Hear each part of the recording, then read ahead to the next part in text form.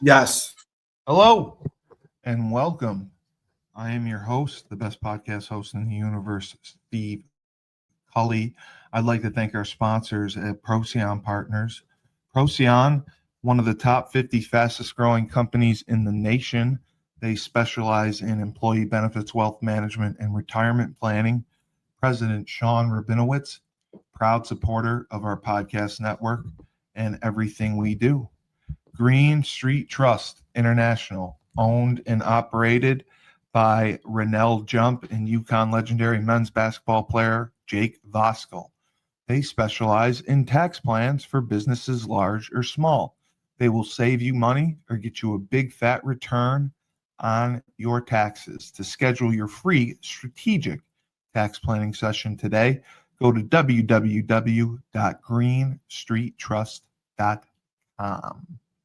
Pete Finch and the Finch Law Firm is located in Bridgeport, Connecticut. If you've suffered any type of personal injury, slip and fall, car accident, your mother-in-law ran you over with her car, your wife got angry one night and decided to stab you, the Finch Firm is for you. Pete has won legal battles all across the state of Connecticut. He will go to war to get every dollar you deserve in compensation. You just have to remember, in a pinch, call Finch or go to his website, thefinchfirm.com. Dynamic Human Performance is owned and operated by UConn legendary running back Andre Dixon. He trains boys and girls of all ages, all sports. He has a boot camp program 7 days a week, 6 a.m. You want to get in shape, you go to Andre. He has an athletic development program where he trains boys and girls in the sport of their choice from the ground up, helps them reach their full potential, be the best they can possibly be. Andre has sent boys and girls to college on scholarship for all different types of sports. To work with the best, he has a 5,000 square foot state-of-the-art facility in Hartford, Connecticut. Go to www.dynamichumanperformance.com. All right, and here we are for Broker Than You. I am your host, the best podcast host in the universe, Steve Cully. With me, as always, the real estate tycoon of Erie, Pennsylvania, Laban Marsh. Laban. Good to see you, brother. Great facial hair. And our entrepreneur extraordinaire and producer, Fresh himself, Nedvonne Young, owner of FreshFold Laundry Co in Chapel Hill, North Carolina. Fresh. What's up? Yeah, we got a great episode today. And I was just thinking to myself, and I felt I needed to ask you something. You know, what if I told you the number one reason most people never build wealth isn't because they don't work hard enough. It's because they think they have to use their own money to do it. Today, we're talking about OPP. No, it's OPM. Other people's money. And before you think this is some get rich quick conversation, I wish it were, because I join in, but it's not. This is how banks work. This is how investors work. This is how billion-dollar companies are built, and it's available to you too. And do not do what Corey Richens did and take out, what were they, hard money loans? Those are the bad ones with the high interest rates. That was not her problem. I know that was that's like, you know, that wasn't even the tip of the iceberg. But yeah, I mean, OPM, it struck me. Yeah, OPM is just other people's money, and that could be other individuals, other organizations, or just the traditional bank. But one of the most valuable reasons that people invest in real estate, tax implications are one thing, but leverageability is probably the most valuable opportunity that real estate provides. And the best example I can give you is if you wanted to buy stocks or mutual funds, you have to pay whatever the cost is for those mutual funds or stocks, whatever that day it is. Yes. In real estate, you have the opportunity, if you're good at finding deals, not only can you buy real estate 70 cents on the dollar, 80 cents on the dollar. Some people do pay $1.10 for $1 real estate, okay? Corey Richens. Yeah. The question is, whose money did they use to acquire those properties?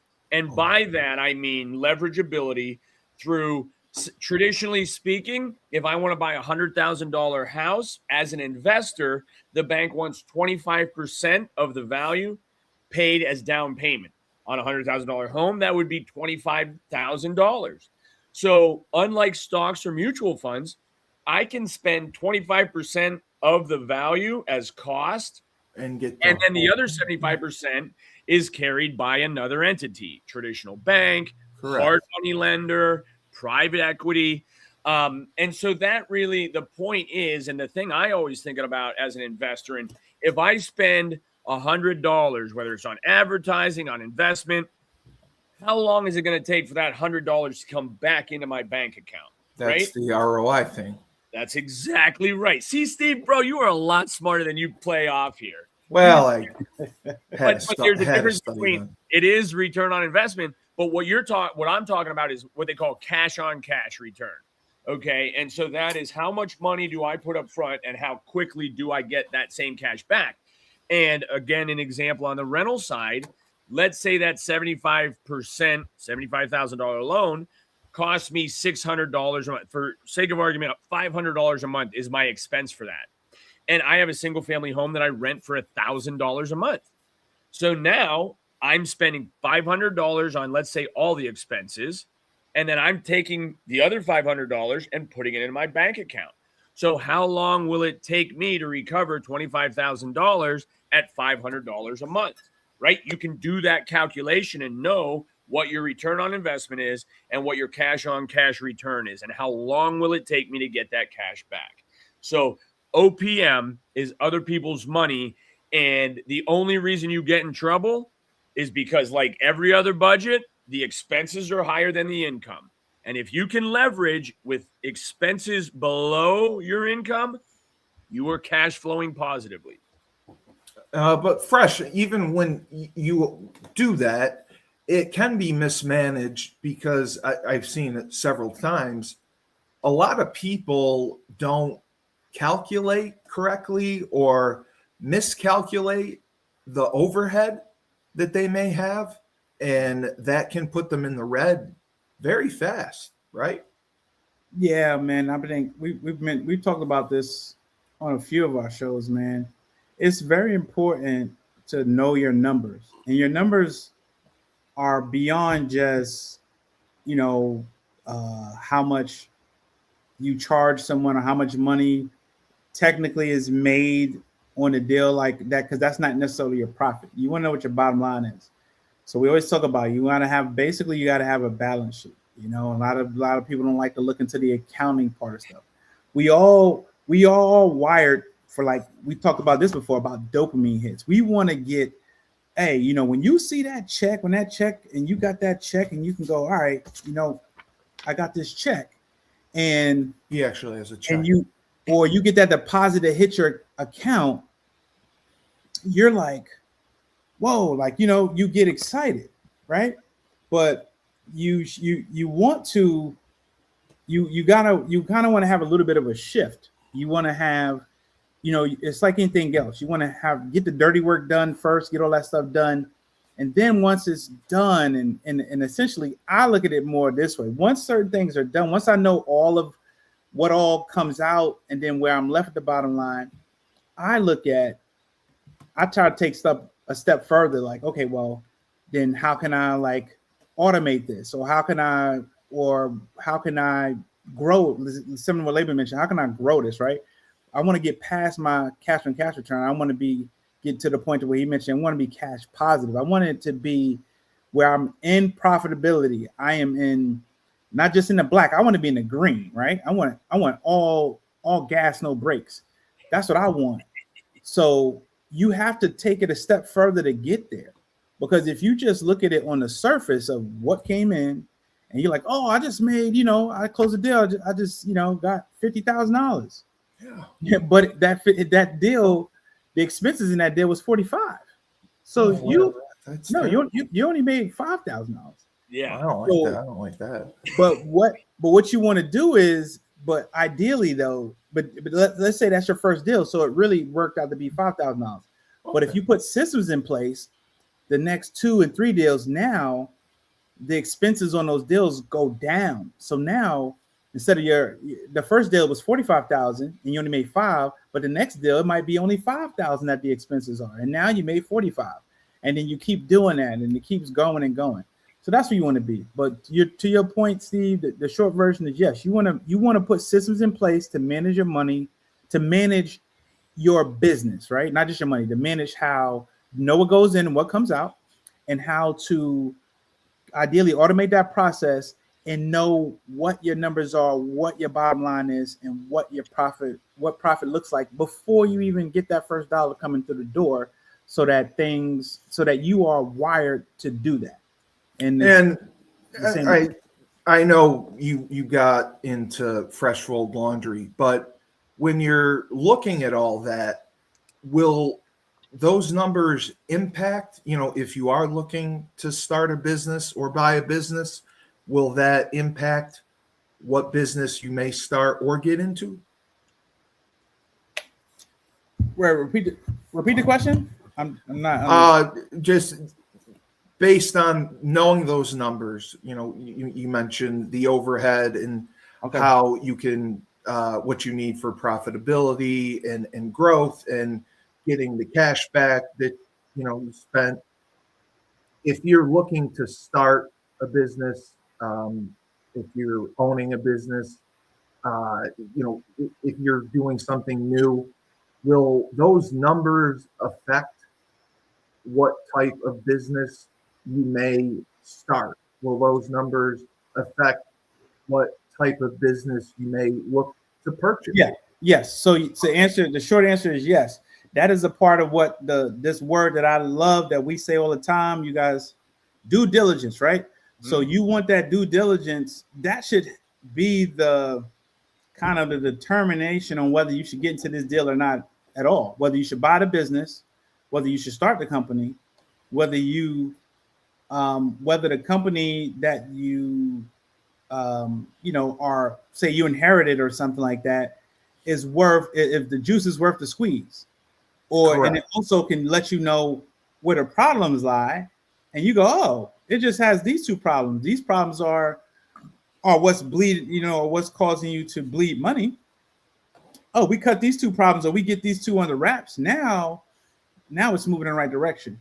So, but if you just kind of go off of, all right, this is what you make per sale or per client or per whatever, if you just focus on that and not focus on how to keep this thing running, how to keep the machine going, whether you're there or not, then yeah, you find yourself in a different, you can find yourself in a difficult position. But it definitely shapes how you should move, whether you step in, step away, acquire. It definitely should be your compass on how to move.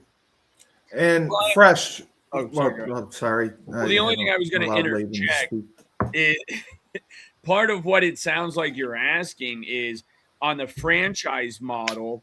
There are some franchises that cost 10 grand to get in, some that cost 25, 50, 100. And so, that's something where, again, it just depends, because when you're talking about other people's money. Well, I want a doggy daycare. Okay. That's all I've ever wanted. I just want a doggy daycare. It's a profitable business. It's a great business, man. Believe it or not, it really is. Local doggy daycares, and it can be profitable. Frank won't do it. Anything that's membership focused, it can be very fruitful, because a lot of times, people sign up for memberships and don't realize there's just certain times where you won't be able to use it, but you're still paying for it. And so that's a whole nother strategy and niche of, business, one in membership. And again, whether doggy daycare could be each time, and that's the other thing. You can charge people however you want in the different scheme of things. But yeah, you could definitely start a doggy daycare. You're going to want to be, everybody has pets and dogs. Are you dog walking, or what all do you include? You just have a building where they come and hang out. Like, you got to the place that them, all this stuff Archie goes to, they just stick them in a building. It's a room that's very small. They piss and shit everywhere. It smells, and they just run around and clean it up. I would not recommend that business model. Okay. It just doesn't sound as fruitful as I think you might believe. And she's got a waiting list, and she's very lovely, but she has a very small building. She's looking to purchase a larger property to have outdoor runs, and she loves horses and all that. Yeah. And hopefully it works out. But yeah, the business they have now is literally the size of maybe a kitchen and dining room. All right. So using that example, the question would be, are they leasing? Do they own the building? No, they lease. They lease. Okay.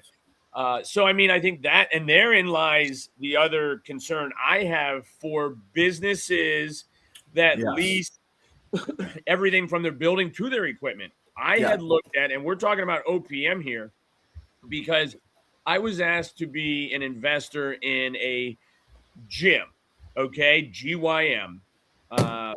And it was basically, and these are membership models, but what he was doing was similar to a brokerage, okay? He wanted to open a brick and mortar gym, and he wanted to basically 1099 personal trainers that don't have their own gym or facility, but they could use their gym and equipment and take their clients in as long as their clients are members. Like, it's a decent idea. Isn't that a pyramid scheme?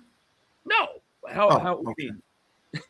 Oh, no. It just seemed like, the trainers have to be 1099s. They normally pay a fee. Hold on. But if you own a gym and you hire W-2 employees as personal trainers and they're not motivated to gain new clients, right? You know what I mean? Like, there's been talk in real estate about making agents W-2. It'll never happen. They need to be independent contractors.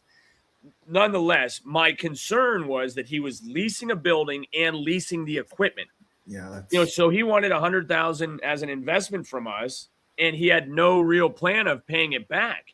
But my point is, after 7 years of running this business, he has no assets. He doesn't own the equipment. He doesn't own the building. And so when you talk about a doggy daycare, they might have money in the bank, but they don't have equity in their building because they're leasing. So if they want a larger property with space, they're going to have to acquire that. And the bank or whoever is going to leverage their loan for them is going to want to see the operations of the business and see how profitable it is, because they want to know, can you actually afford this based on what your expenses will be with us, the lender, the bank, the OPM. So you have to prove all of that out, that is a new line item of expense that you can handle based on the profitability of your business. Okay. And so that's where we believe in, if you have a business, and I'm not saying not to lease because I'm a landlord too, but you really need to consider, if your business is something that you do plan on having for 10 to 15 years, find yourself a building that you can acquire with other people's money. And the reason I say that, and I think Fresh, even on the outset of this, the whole idea is, if you own a business, I can't afford a building, or I can't buy certain. That's a misconception, misperception, because there are, and we've talked about businesses coming in, taking over small business like HVAC, plumbing, all that stuff. But if you can find somebody that owns their business building free and clear, and they believe in your business and how it works, they could very well carry the entire cost of financing that building for you. Okay. And they aren't going to scrutinize your expenses and everything like a traditional bank would. We're talking hard money, private lender right now. And so there are opportunities where, if you own a business and you think, well, I'll never be able to afford a building, you just have to find the right building and maybe the right owner who's willing to carry owner financing, which we've talked about before. And it's on that owner financing individual to do their due diligence on your business. And so if you can lay it out, show what your expenses are, again, going back to Fresh's point, know your numbers. Hey, this is my revenue. These are my expenses. If I buy your building from you, you can see in my finances that I can afford the payment. And now you become the bank owner. And look how easy it'll be. You're helping me as a new small business owner. And you have the confidence in my business to know that I can make the payment and you can rely on it. And then you can throw in what we call balloon payments and say, hey, finance this, amortize it over 20 years. Did you just say amortize? I did. Amortization. Yep. Oh, I don't know. Go through that on a base level. So amortization is, and you can do a calculator. I mean, AI could do it easy, but you're saying I have a $100,000 loan. I want it paid off in 15 years. What will my monthly payment be based on what I owe, including interest, right? And amortize it.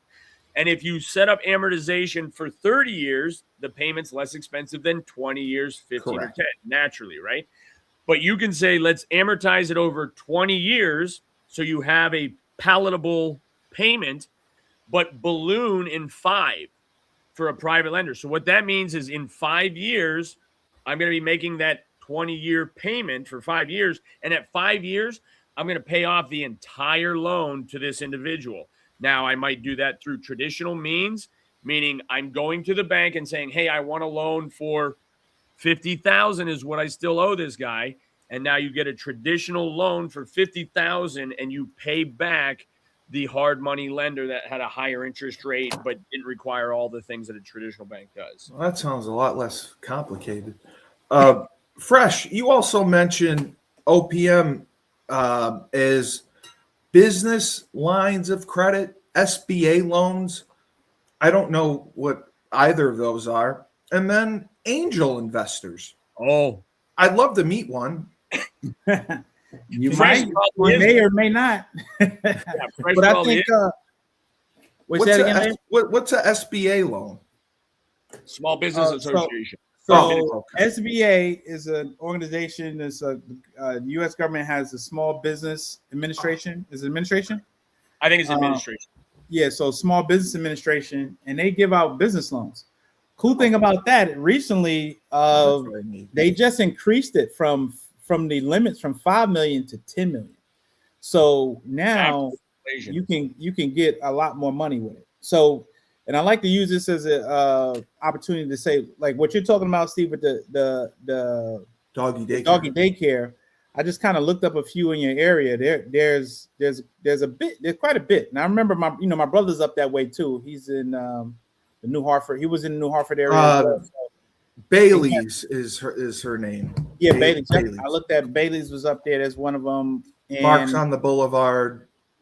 Yeah, I see Canine Collar, they're more Gateway, Holland Kennels. So yeah, my point of bringing this up is that if you want it, right? A lot of times people look at business and they go, all right, start from scratch. You don't need to start from scratch. What I would encourage you to do is look at all of the owners of all of these things and try to find the oldest one. Look at the person that's the oldest person that's in baby boomer stage, right? That they're over 65. And I would just reach out, even if they're not, right? I would get the whole list. It's probably 24 in your area. And I would go look at every single one. I would even try to find the ones that may have been in business and then closed down. And I would reach out to them and literally see just a simple question. Ask them about have they ever thought about selling? And a lot of times I'm like, nah, I never thought about selling. I'm like, well, if you did, what would you sell it? Then I would never just stop it there. You find out what they would be willing to sell it for if they would sell it. And what you find out is that, okay, this is what the business is valued at, or what they value it at. And then from there, you literally you could take that information, especially if they have good financials and books or what it could potentially make based off of what your ideas are and what some other people are. Basically, you putting together a business plan, and you have to get some things together, some paperwork and things like that. But if you follow in the SBA gives you guidelines on exactly how to qualify and what to do, and the SBA will fund up to 90% of it, I believe. Maybe so I can get $5 million for a doggy daycare. You up to that's an interesting, but it is an interesting question, because what you did bring up is something that has frustrated me and me, because Frank keeps telling me no, and I told him that it would work. But what you just said is, so I can get a $5 million loan. What he's saying is up to. And but what brings a good question is, let's say the business does cost $1 million to buy it. That's still not the same of how much money do you need to acquire it. Like I've seen people buy businesses and then be lended money in excess of even the acquisition cost. Right. And that is where we get into over leveraging, where you become, negative equity in that you owe more than what the property's now worth. Corey Richards. Yes, exactly. So it's not, but I say that because a lot of times if I'm buying property under value and it needs a bunch of work, you can do a loan which called as completed value, right? So that you go out and you say, hey, I'm buying this property for $100,000.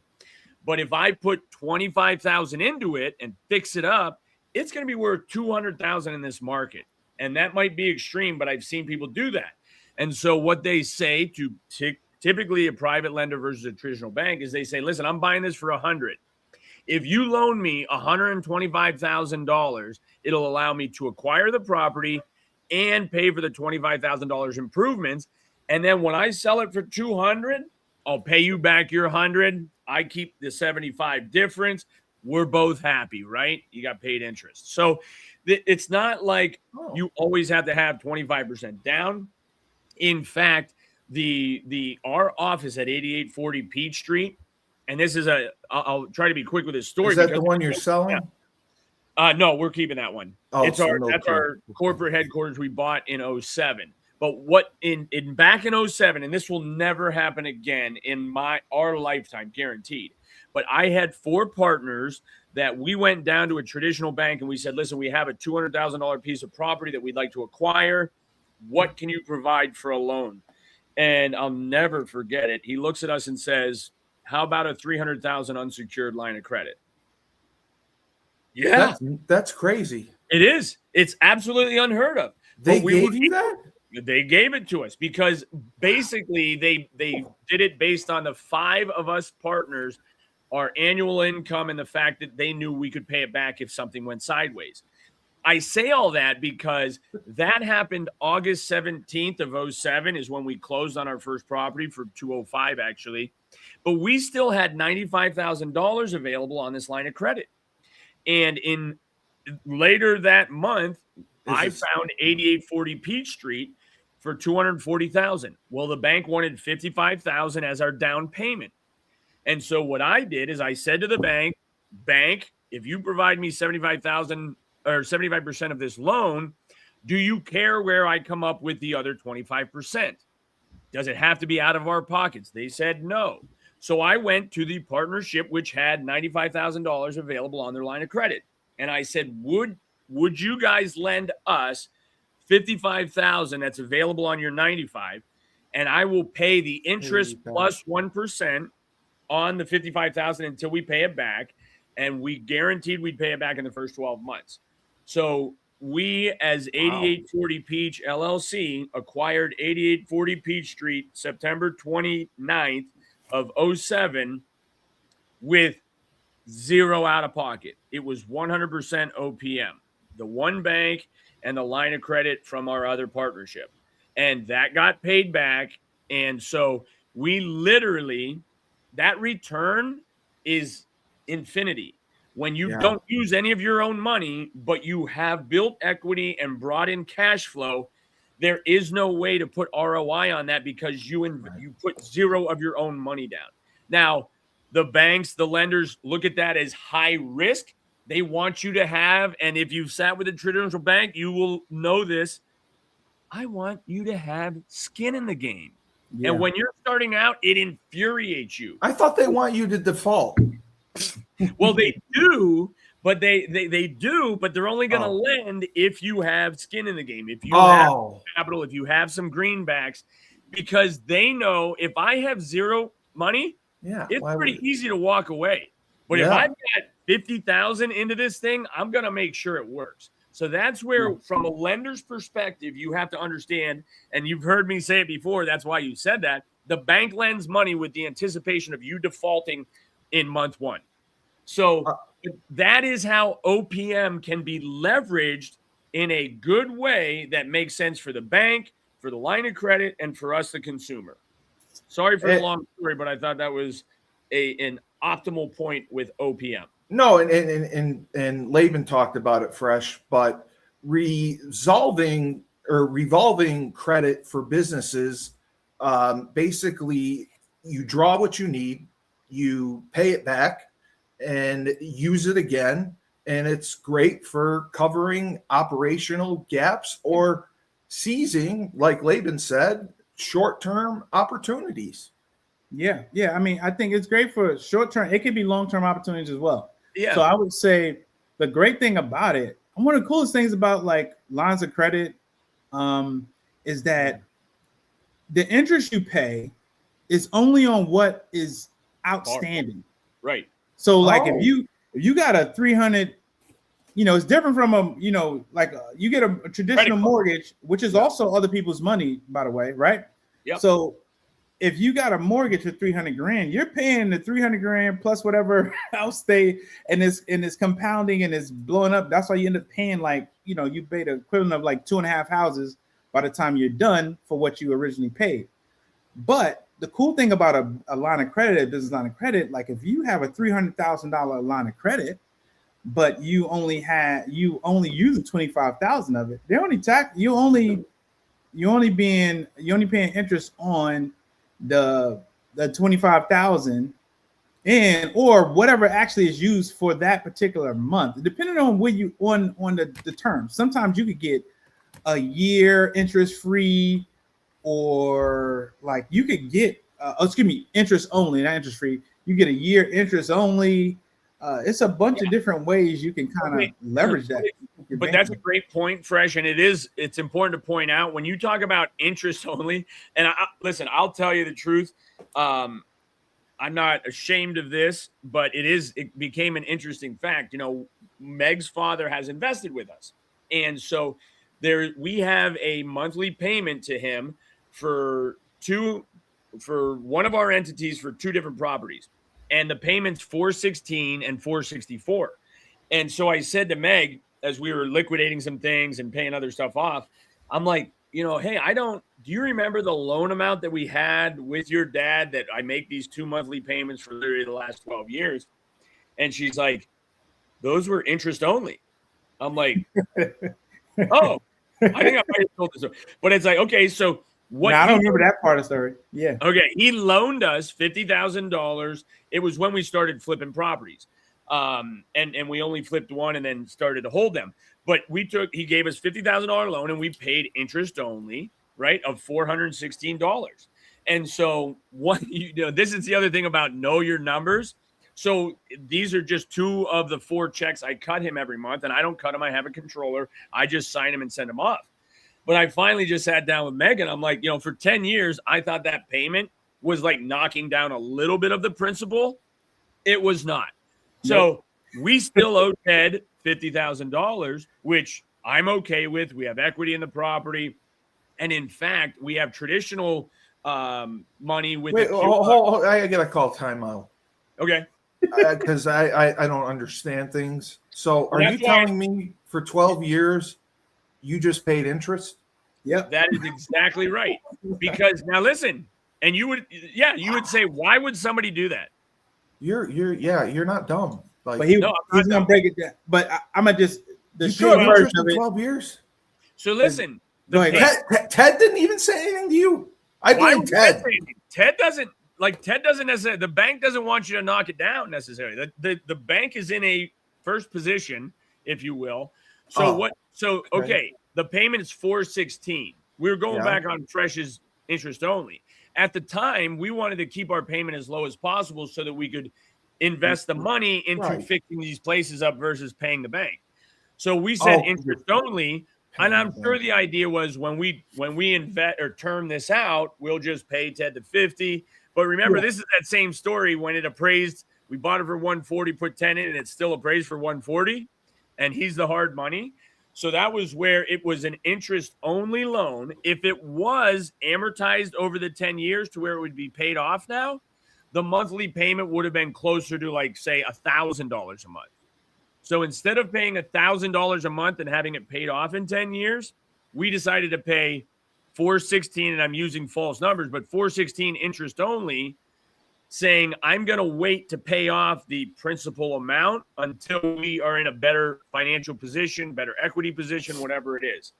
So, but it was something where, yes, I like to think of myself financially rather astute, and yet I'm like, oh, didn't realize that was interest only, and yet we're not doing anything with it because I'm still okay paying that in interest versus a larger payment for principal. But what was nice is that it reminded Meg.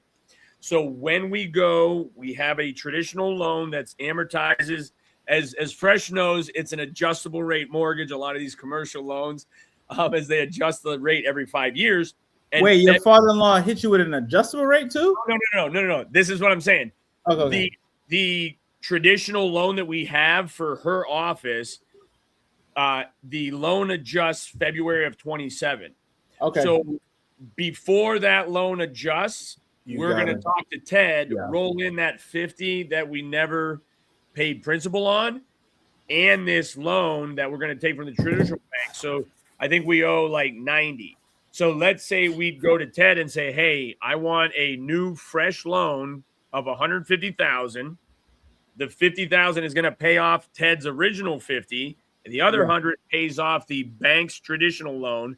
And now we have a new loan that we can amortize over 10, 15, 20 years with Ted at $150,000 principal, and we'll establish what that payment is to knock down that over 10 to 15 years. Because he just turned 80, and that's the other thing. Some of these, you go to some of these small business owners, and this is a good point, and they lend you that money and something happens to them, their heirs may call for the rest of that loan to be paid back in full. So they can do that. Oh yeah, I mean, especially. Yeah, I mean, if that's what you have written, if that's what's written, and that's where everybody thinks hard money is so easy, and it's like a handshake. There's still like we have recorded these things of Ted's loans. You know what I mean? So like, if we would ever sell a building with a lien tied to it, even to private equity, if it's been recorded, which a lot of times they don't, and that's how they feel more comfortable. But anything that's tied to the property will come up on title and have to be paid off before it's liquidated. Yeah, I think we need to have Ted on this show. He seems like he knows what he's doing. Ted, listen, and just real quick, because we went to the U.S. Open at Shinnecock for part of his 80th birthday. Thank you, Donna, his wife. She's amazing.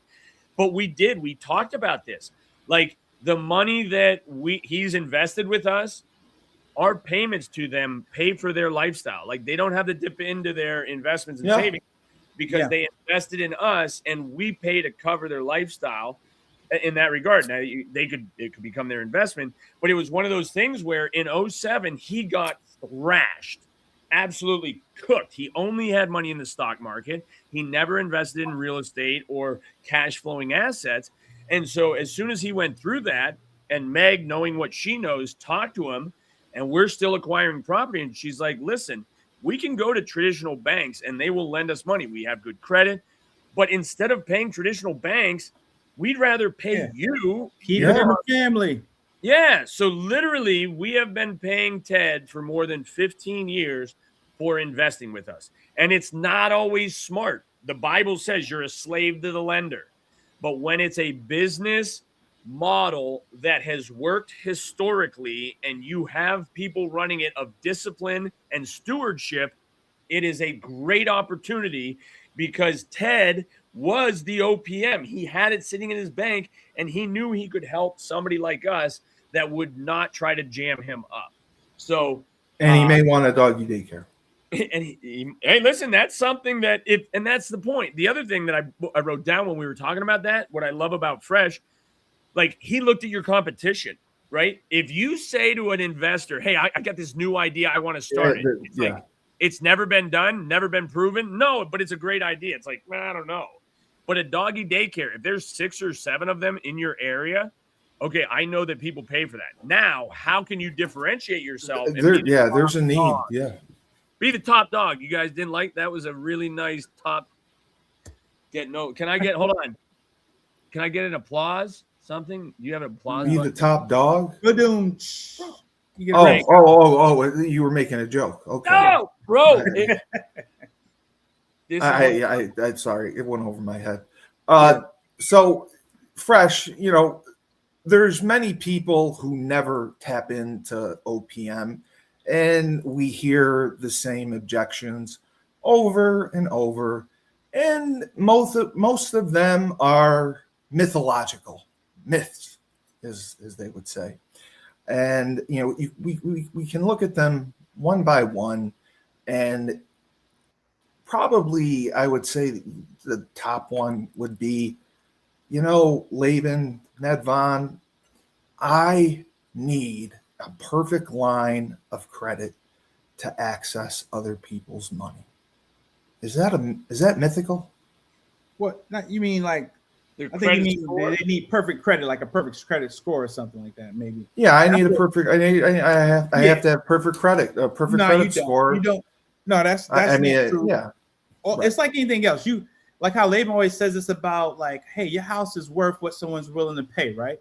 So it's basically you can get what someone's willing to lend you. Someone will be willing to lend you, but most of the time, if you focus on getting money lent off of your your personal guarantee, your experience only, then that's what they go off of.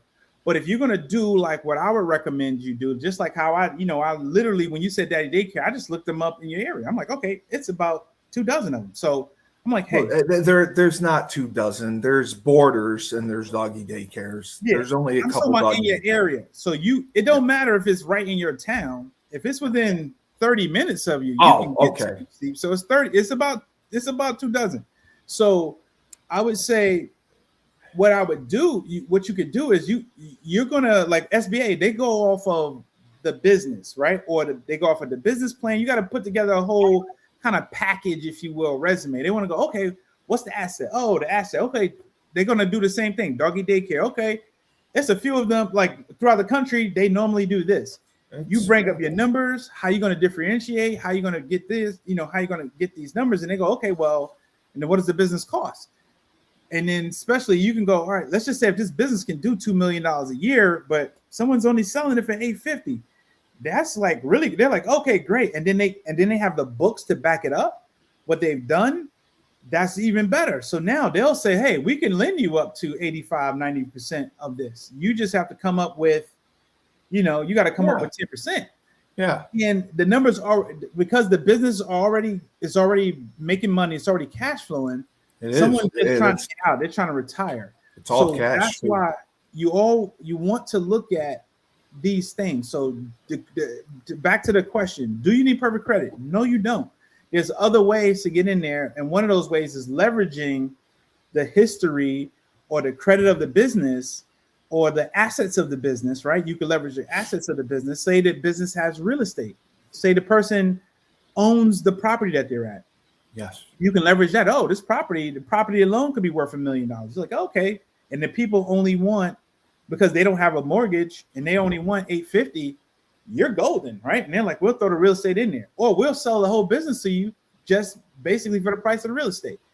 So there's other ways to get into it without having great credit. And one other thing, can I piggyback though before you go into the next question? If you say piggyback in another episode, you have to come up with another. Just say, if I can interrupt you, please, just do that. That's all right. Just say, I need to interrupt you. All right, so I'm going to interrupt you because part of the thing that we keep talking about kind of intermingles, but we can separate a little bit. are operators versus investors, right? Because the question is, are you going to work on the business or are you working in the business? In the business, yeah. Because so often somebody that works in the business will show me their numbers, say they do 200,000 a year, but they don't pay themselves. They live off the profitability of the business. Well, if I'm an investor looking to buy this business and I see that the operator does not pay themselves or it's not accounted for, that's an expense that I'm going to have to create. Okay. So it's one of those things where you just, and as you're conveying it or looking to acquire it, do I plan to work on the business, being outside investor, or am I going to work in the business where I'm literally operating it? So I'm going to know what it needs, how it works, all those other things. And because again, it comes down to the books and do you even pay yourself?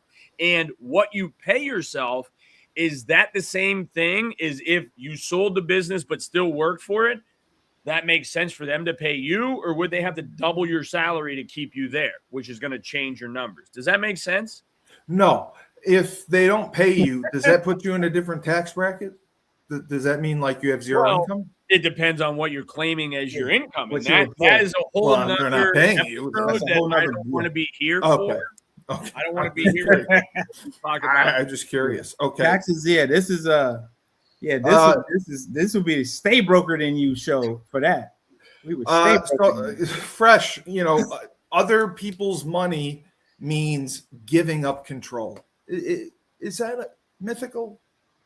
Yeah, that's it. I would say this. In most cases, yes, it can be. It's all about how you structure it, right? If you give up control, that's on you.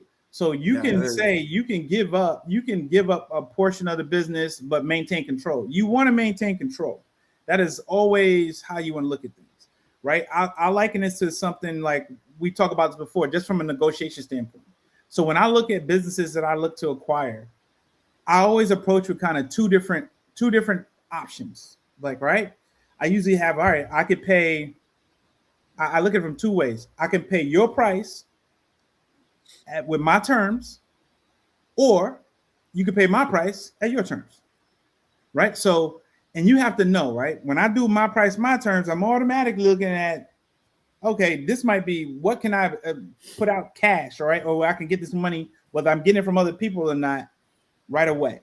So you want to know, just like I use that as an example to say, you have to know what you can handle, what you can, and you want to maintain a position of power, which most people, look at as control when you're in a deal. So I know what I can handle and what I need to do for a business to run successfully, even if that is bringing in the right people to run it, right? So I make sure that I stay in control, and that's the only way I will get in deals that I feel confident in being in control of. There's some deals I'm in that I don't want control. I just want the return on my investment, and I'm fine with that. Exactly. So you just have to know how you want to proceed. Laban, nobody is going to give me money. I don't have connections. Is that a myth? Yeah. Because it is. It is a myth. Because you have connections, you just haven't tapped into them. We all know 200 people. That's why both weddings and funerals have about that many attendees. So I know that and we all have a separation of spheres, a sphere of influence, right? Or like the Kevin Bacon thing. Oh, that's six degrees of separation. In Erie, it's 2 degrees. Nobody's further than 2 degrees of separation. They just change your last name through marriage. What was your question? No, I'm just kidding. No, I think if you have a proper business plan that makes sense and it's verifiable, you don't have to have money. I mean, dude, I'm telling you, there are people, and I'm not going to say like me, but if I had an assertive young individual that said, I have a business idea, this is what we're doing, and I need 10K, 20K shot in the arm, and I'll pay you back within a year, 2 years, 3 years. The more specific you get and define what it is you plan to do and how you're going to do it, banks and especially investors that believe in you will say, bro, sign me up. Tell me what we're doing. Now, it's important that you keep them informed if you're not going to be making your regular payments. But it's not the grades you make, it's the hands you shake.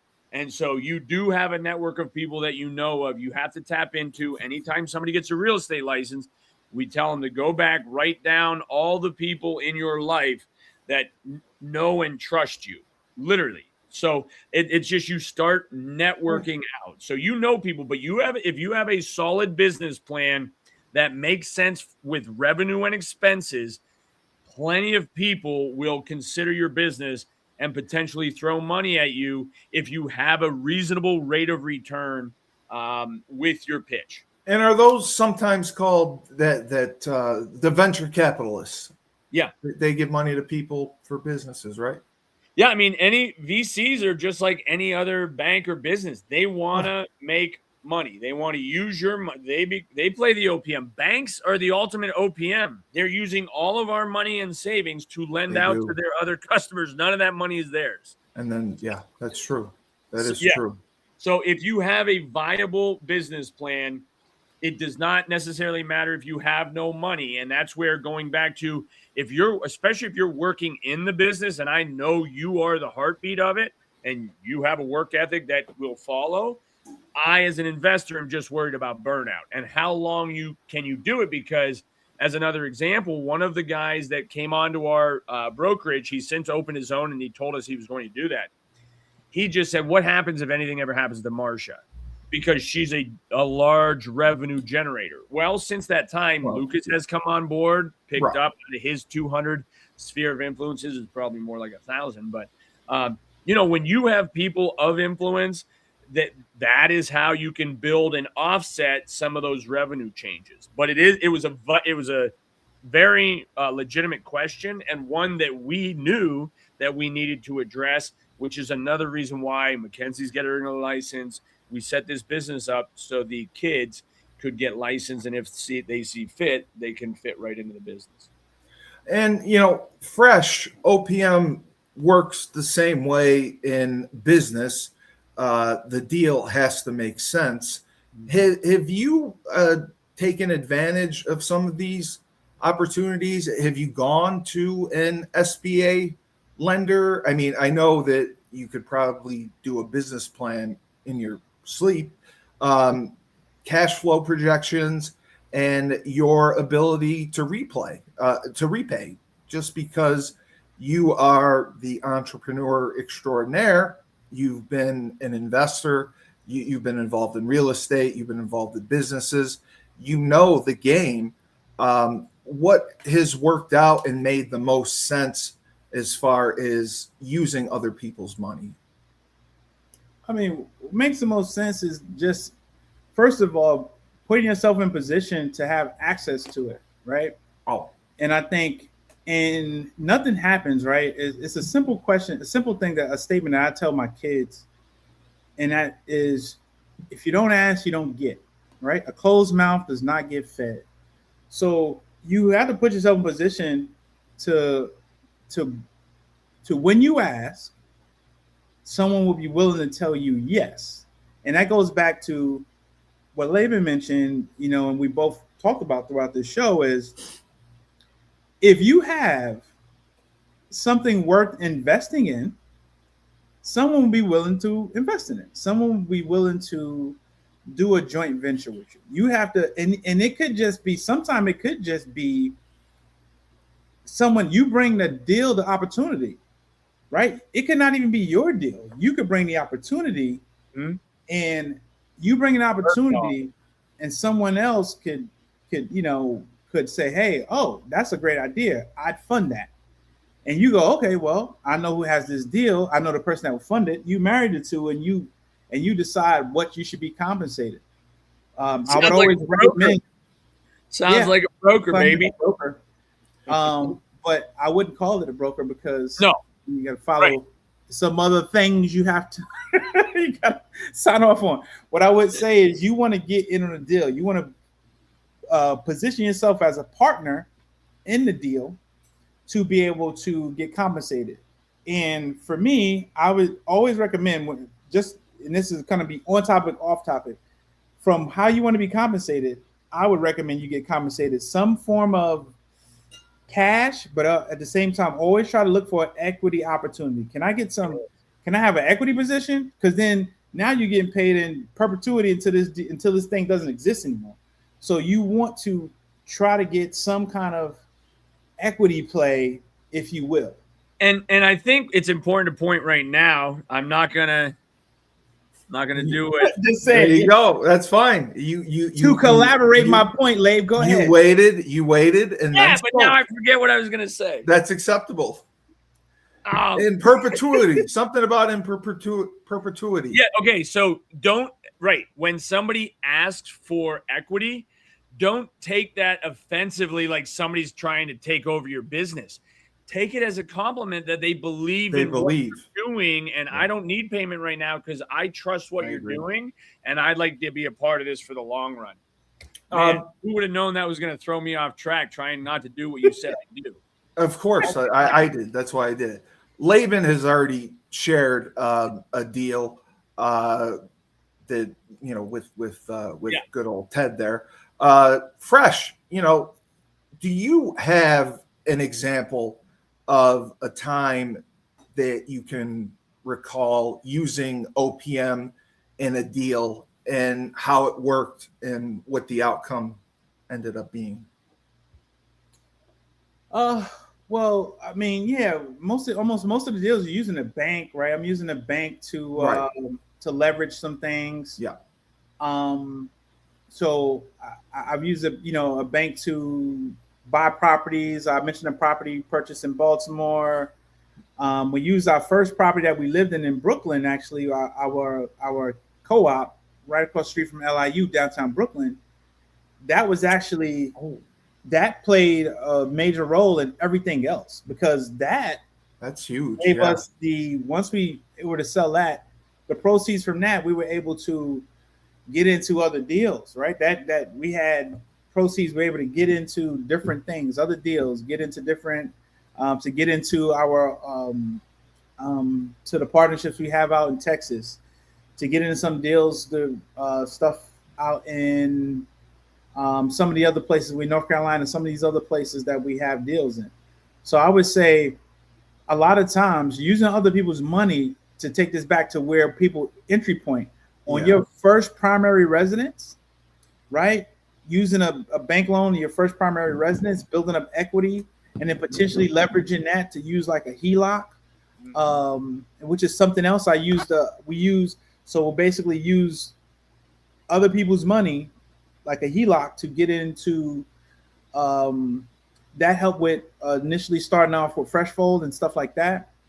That was also, we used funds like that to leverage. My wife did, to leverage starting Gilded Edge, which is the AI consulting firm. We use that to where, okay, you use that, and then once you start getting funds in, you just kind of push that money back right away. So that's another way. So you gotta use those. And another one that we did, that's not on our list of stuff to talk about, that I love that people realize, one of the best places to use other people's money is something that everyone should have. Everyone should have a life insurance policy. Yes. Some form of whole life. Yes. I recommend the IUL, which is a combination of a whole life component, as well as it taps into the stock market. You can have it tied to the S&P 500. S&P 500. Right? I know more about life insurance than anyone. So you could take something like that. When you borrow from that tax free, you're actually borrowing. You're borrowing the insurance company's money. So you leverage their money. It's like your money never left, right? Yeah. RIP Games. So yes. Well, I got the other nut too, but so that's one of those things where, I gave a few examples. We use that. One of the more recent things we used that for was to purchase a vehicle. The vehicle we have, instead of using financing through, like a finance company or a bank, we're the bank, right? We're the bank. We use our own funds to go ahead. Not necessarily. We use the insurance company's funds to get it. And because of where we were, we don't even have to pay the money back, because our money is growing compound interest. It's growing in compound interest. So the money we pull out from the vehicle, now it's just we can put it back in there or not, right? It's growing like it never left. And so those are ways, right? You could leverage insurance, you could leverage your bank like you're doing a home loan. I highly recommend people to use your primary residence, your first primary residence, to build literally the American dream. Get something in a great location where at some point you build up equity and you can leverage that equity to invest in things that's going to make more money. And you keep riding that wave and you do more things like that. You build up your war chest and then you go to war. You start knocking out investments. You start doing things. And the brand new wave right now, which I strongly recommend you try to use other people's money for, which is what I'm personally doing, is acquiring existing businesses from baby boomers that are looking to get out and retire. Well, and when you say, and I guess that was part of the point I was making, is if you, and a lot of times, like my uncle just sold his dental practice that he stayed on for 3 to 5 years, just because when somebody buys your business, like you want to integrate, the clientele and make a smooth transition.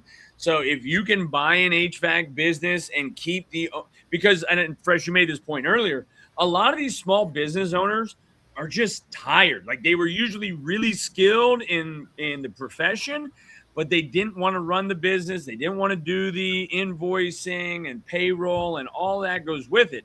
So if you can say to them, hey, I really just need you to train these younger people, like go out and show them what you've learned in the field. We'll take care of running the business for you, but can you hang on another 2 years and be on call for jobs? And working something out to where not only are you paying them, like as an employee, you're paying them well because of how this is transition. It can be built into the price you pay them. You know what I mean? Where it's like, okay, how about I take 10 grand off this, but over the next 2 years of you staying on board, I pay you 20, you know what I mean? Like I pay you back ahead of that. There's so many ways to work deals, but I think it is important, Fresh, as you buy these small businesses, because that plumber or electrician has been going into tens of thousands of homes over the years. And that is a very personal thing. When you invite people into your home, even though you're helping them repairing things, like there is something about trusting people that are coming into your home, knowing them, knowing that if I got to run the errands, you can still stay in here and work and you're not going to fleece me. So there is a lot to be said to working out those transitions. But Fresh, I think. And a lot of poop. I mean, what's that? It can be. A lot of poop. It can be. Can you, either of you, share an experience where you've seen someone who's used other people's money and had a negative outcome? Corey Richardson.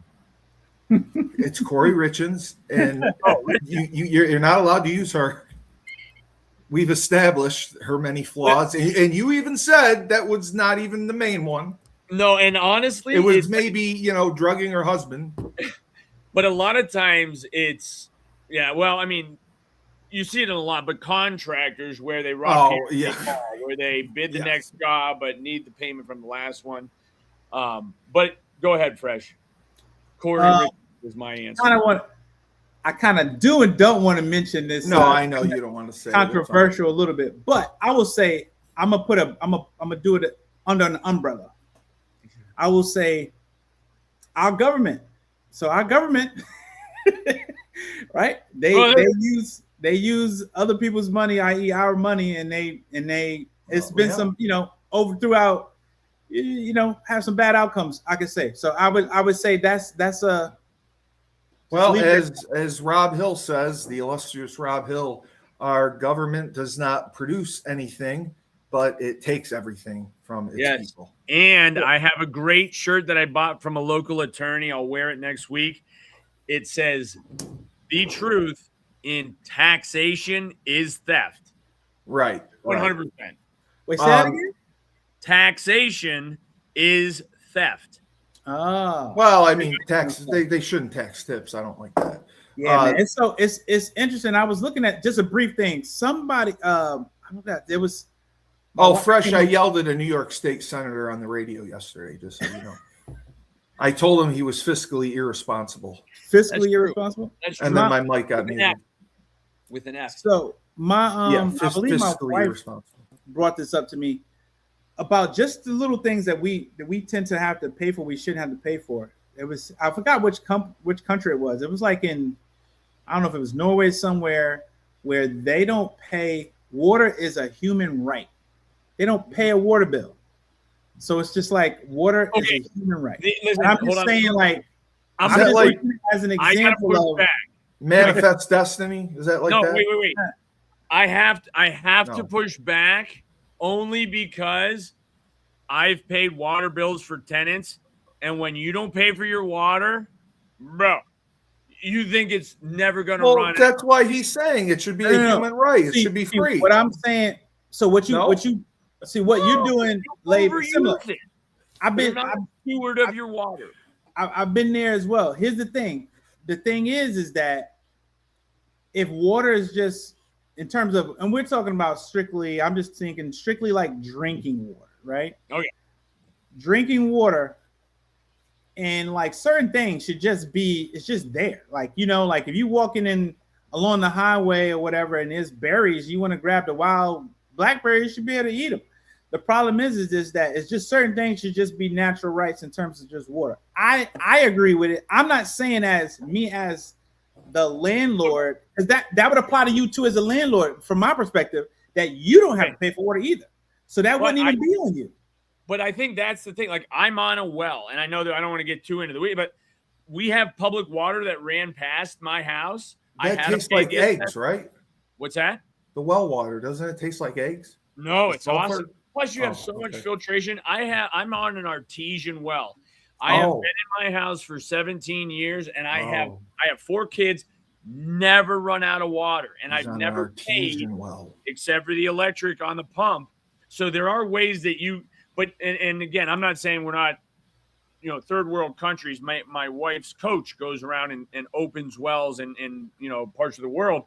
But and you look at Detroit and some other parts where water. Flint even the Potomac. I mean, but so when I look at that and we talk about mismanaged funds, there are so many things that our government could do so much better, and infrastructure is number one, and sewer and water are vital. But I will tell you, for most people in the rural communities, like I'm on a well, most of these people can get away with a septic tank and a well, but what they literally want is fiber optic high-speed internet.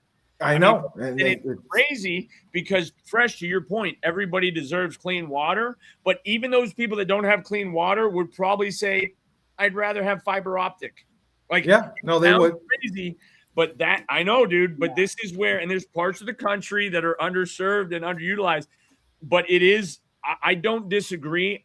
My only point that I push back, and I didn't mean to interrupt you, is that if you're not paying for it, you're not a steward. You're misusing it. And I'm not saying it's mismanaged, but sometimes if you're not paying for it, you'll just let the faucet run and who cares? Because I don't have to pay the water bill, but you are wasteful. Yeah. So I forgot to mention. Julius Williams runs the Trench Mob, Atlanta, Georgia. 5v5 trains offensive and defensive linemen. They compete in tournaments, go to college showcase camps. Julius and the Trench Mob has sent the highest percentage of kids to Division I schools on scholarship. If you want your kid to be the best, go to trenchmobfootball.com. FreshFold Laundry Company, Chapel Hill, North Carolina, is a high-end laundry service. They wash, dry, and fold your clothes. They have a pickup and delivery service. They will come right to you, pick it up, take it back. You don't never have to enter, wash, dry, fold, and then drop it all back off to you. Fresh has been in business over a year now and is growing exponentially. And he has a new vehicle that he didn't have to use his own money for, which is really good. So we have that, and he also has deals for college students. So make sure you wash your clothes in your dorm, because in the fall it's hot and sweaty, and you really need to do it. So the website is my-freshfold.com. Is that correct? Yep. Yeah. Fine. Yep. Okay. You got it. And you know what else, Laban? You look like you could use a game of golf. I could. Yeah. 9 You know or where 18. a great place to play a game of golf? Crystal Springs Golf and Event Center. A It better be 9-hole, almost 18-hole, picturesque golf course with a bucolic country setting. That's what I'm They looking have a Bucolic. spa. Yes. You can have a drink, enjoy yourself, a renovated event center. You can have birthday parties, corporate events, retirement events, anything you want there. Owned by my high school English teacher, Mr. Sneezik, who included the word bucolic, I swear, just to mess with me. They were voted the best local golf course in the area. So make sure you check them out. Crystal Springs, they are in Vernon, New York. It is cgthespa.com. And that's the website. So Fresh, the last thing I wanted to ask you, there's been a lot of talk about AI, and I just quickly wanted you to answer.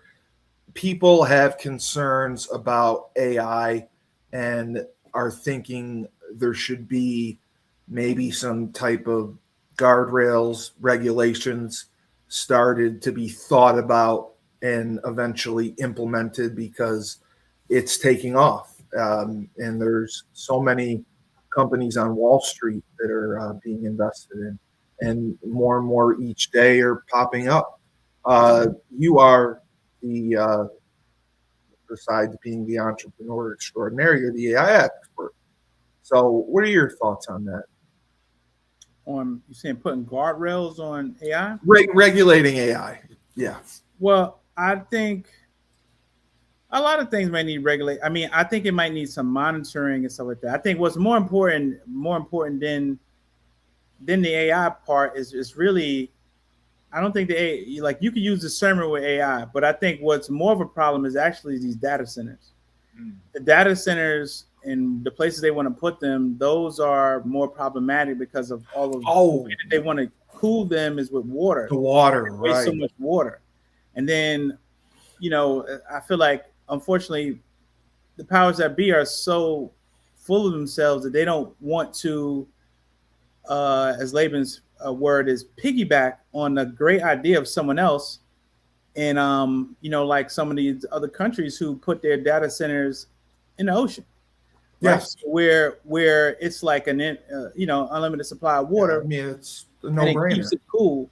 And it would make more sense to do that. But you don't do that. So I would say AI, I think it's one of those things you will need to, some stuff you may need to regulate, not much. I think data centers is more of an issue than the regulation of the AI. I think people are, because you can put stuff in place to confirm and fact check the facts that AI is doing or not, but you can't, if you dry out a river, you know what I'm saying? You dry out a river or a lake or something like that. Going back. Then it's kind of like it's no going back, and it has a ripple effect that impacts the environment at a whole higher level, which some things you just cannot come back from.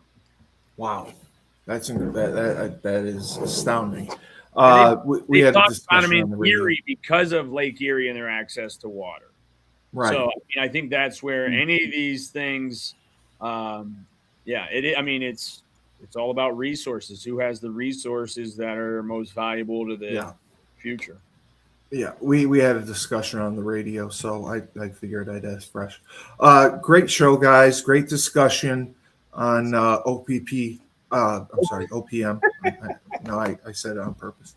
Other people's money, and I understand now that I can open my doggy daycare. So and you should. And Laban, just give me the $100,000 loan, and I'll pay it back. I'll write you an IOU, and we'll get. You're gonna want to hold on to this one, 200,000.